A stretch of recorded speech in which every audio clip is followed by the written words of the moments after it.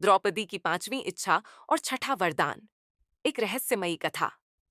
क्या आप जानते हैं कि द्रौपदी का विवाह पांच पांडवों से केवल एक संयोग नहीं था, बल्कि यह उनके पिछले जन्म में किए गए कठोर तप और मांगे गए वरदानों का परिणाम था। लेकिन एक ऐसा रहस्य भी था जिसे बहुत कम लोग जानते हैं। द्रौपदी को पांच नहीं, बल्कि छठा वरदान भी प्राप्त हुआ था। ये वरदान न केवल उनके जीवन की दिशा तय करता है, बल्कि महाभारत के युद्ध का कारण भी बनता है। आइए जानते हैं इस अनसुनी कथा को।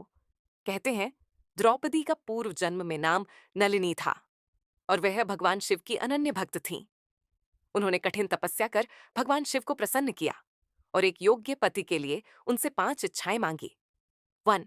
धर्म के मार्ग पर अडिग पति, जो सत्य और न्याय का पालन करे, युधिष्ठिर। 2. अपराजेय योद्धापति, जो युद्ध में अजेय हो, अर्जुन। 3. बलशाली पति, जो किसी से हार न माने, भीम। चोर, अद्वितीय रूपवान पति, जो सौंदर्य और आकर्षण में श्रेष्ठ हो, नकुल।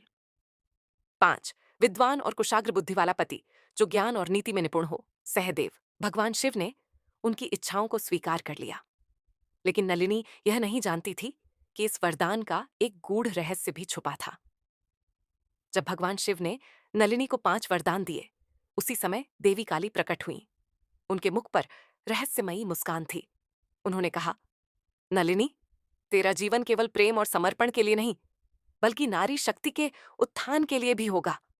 मैं तुझे छठा वरदान देती हूं। तेरा अपमान ही विनाश की नींव रखेगा और तेरा न्याय ही धर्म राज्य की स्थापना करेगा।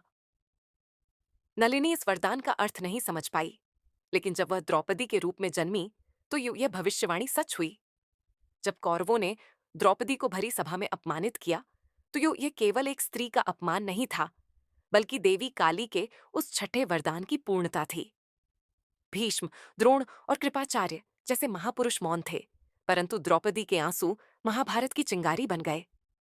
उन्होंने प्रतिज्ञा ली, जिस सभा में नारी का अपमान हो, वह कभी धर्म की सभा नहीं हो सकती।